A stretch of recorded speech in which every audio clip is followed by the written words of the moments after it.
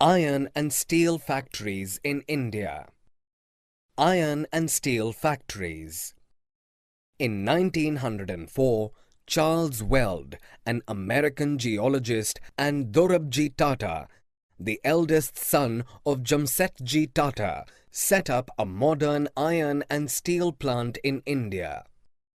The Tata Iron and Steel Company, TISCO, came up in 1912 for the first time in India and began producing steel.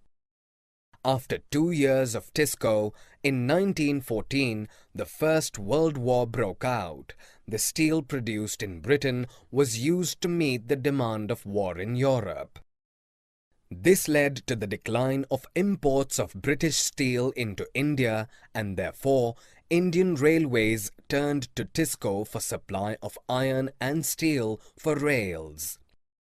As the World War continued for 4 years, TISCO even produced shells and carriage wheels for the war.